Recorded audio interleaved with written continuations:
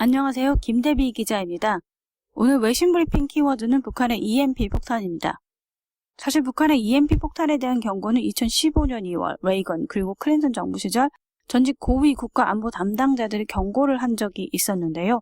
지난 13일 미 연방하원 국토안보위원회에서 열린 청문회에서 전자기파위원단에 의해 다시 주목을 받았습니다.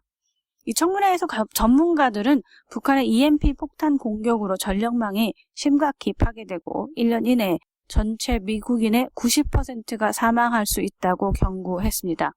그리고 이 뉴스는 워싱턴 익자미너 그리고 영국의 인디펜던트 등의 외신을 통해서 타전되기도 했습니다.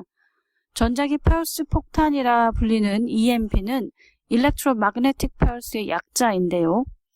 미사일에 장착된 수소폭탄의 폭발로 발생하는 전자기 펄스가 전력망을 파괴할 수 있다고 합니다.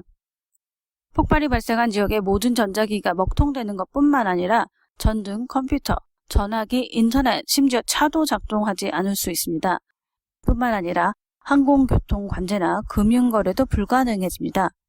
즉 EMP 폭탄은 전력망과 생명유지 기반 시설 등을 붕괴시켜 발생하는 느리지만 분명한 재앙일 수 있습니다. 이번에는 미 하원 보고서의 주요 부분을 정리해봤는데요. 보고서는 EMP 공격은 기술적인 면에서 대륙간 탄도미사일보다 상대적으로 쉽다고 합니다. EMP 공격은 정확한 유도장치가 필요하지 않고 영향을 받는 지역은 반경 수백, 수천 킬로미터로 상당히 크기 때문입니다. 탄두가 대기권 위 높은 고도에서 폭발하기 때문에 대기권 재진입 장치가 필요 없습니다. 또한 한 번의 EMP 공격으로 나라 전체에 영향을 줄 수 있다고 합니다. 보고서에서는 북한의 미국에 대한 EMP 공격이 상대적으로 쉬울 수 있다고 설명하는데요. 화물선이나 잠수함에서 단거리 미사일을 쏘거나 풍선에 매달아 30km 상공에서 터지게 할 수도 있습니다. 저고도에서 행해지는 EMP 공격은 미 전역에 영향을 주지는 못하지만 미 전력의 75%를 생산하는 동부 전력망을 마비시킬 수 있다고 합니다. EMP 공격은 심지어 북한 위성에 의해서도 가능하다고 보고서는 지적합니다. 초강력 EMP 무기는 상대적으로 작고 가볍기 때문에 광명성 3호나 4호 위성에 장착될 수 있는데요. 이 두 위성은 현재 미국 위의 궤도를 돌고 있다고 합니다. 북한이 지난 9월 EMP 공격을 언급한 적도 있었습니다.